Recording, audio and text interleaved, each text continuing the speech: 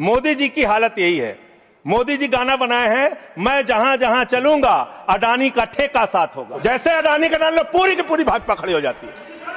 440 बार तक करंट लग जाता है। यही विषय है कि देश को बर्बाद किया है तुमने, कर्जा दे दे के अपने दोस्तों को भगाया है। अब बिल तो आप तो कह रहे थे हमारी 56 छुरी वाली सरकार है, हम एक एक आदमी से डंडा मार मार के वसूली करेंगे, सबसे पैसा लेंगे, कोई भागने नहीं पाएगा।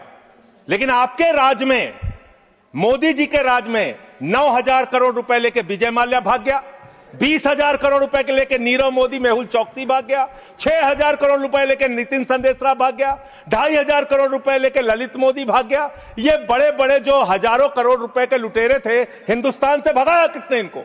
आपने भगाया।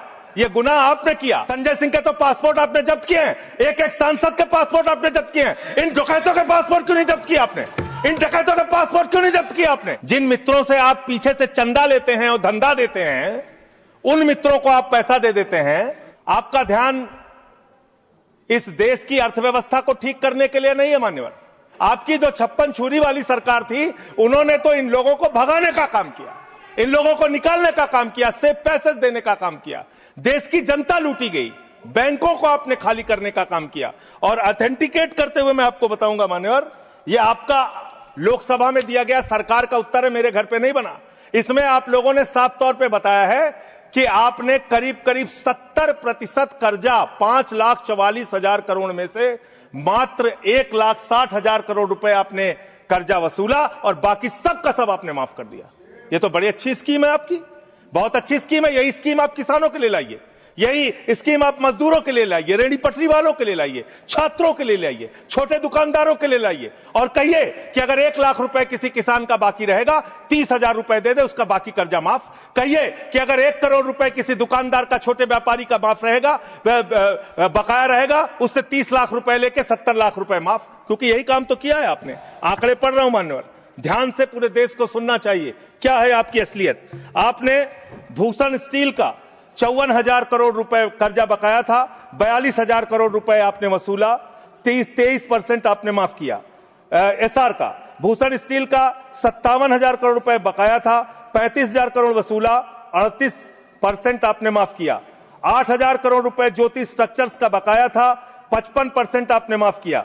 91,000 करोड़ जीएचएफएल का बकाया था, 60% आपने माफ किया। भूषण पावर का 48,000 करोड़ रुपए बकाया था, 19,000 करोड़ रुपए वसूला, 60% माफ किया।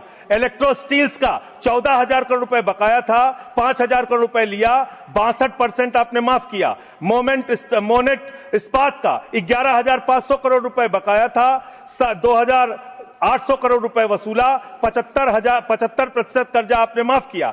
एमटेक का 13,500 करोड़ रुपए बकाया था, 2,700 करोड़ रुपए वसूला, 80% आपने माफ किया।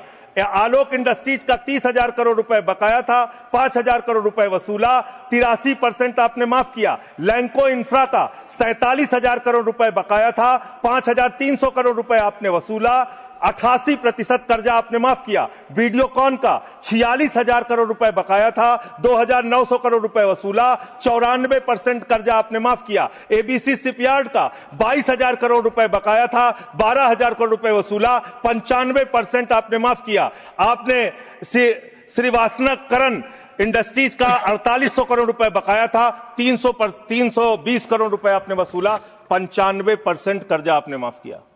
मान्यवर, अभी हमारे मित्र पूछ रहे थे हेयर कट क्या है, हेयर कट क्या है, हेयर कट क्या है। हेयर कट का तो मतलब था मामूली सी छूट देनी है, ज्यादा वसूलना है। आपने तो पूरा गर्दन कट कर दिया, पूरा गर्दन कट, यानी कि बड़ा हिस्सा कर्जे का माफ कर दिया और मामूली हिस्सा कर्जे का आपने वसूला। एक गाना था मान्यवर, तू जहां जहां चलेगा मेरा साया साथ होगा। मोदी जी की हालत यही है। मोदी जी गाना बनाए हैं, मैं जहां जहां चलूंगा अडानी का ठेका साथ होगा। ये क्या है? ये क्या है? बांग्लादेश की यात्रा किया 2015 में, अडानी को ठेका मिल गया। श्रीलंका की यात्रा की 2021 में, अडानी को वहां ठेका मिल गया। तंजानिया की यात्रा की 2023 में, अडानी को वहां ठेका मिल गया। केन्या की यात्रा की 2023 में, अडानी को वहां ठेका मिल गया। नेपाल की यात्रा की 2023 में, अडानी को वहां ठेका मिल गया। मलेशिया में 2017 में यात्रा की, अडानी को वहां ठेका मिल गया।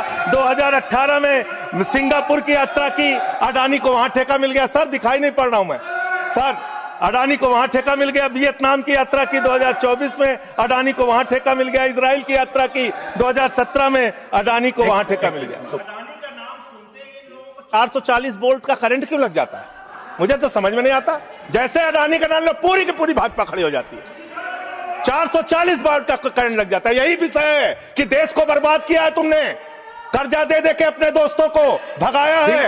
आप सिर्फ देश को लूटने वाले लोग हो, आप देश को लूटने का और भ्रष्टाचार करने का और उनसे चंदा लेकर धंधा देने का काम कर रहे हैं।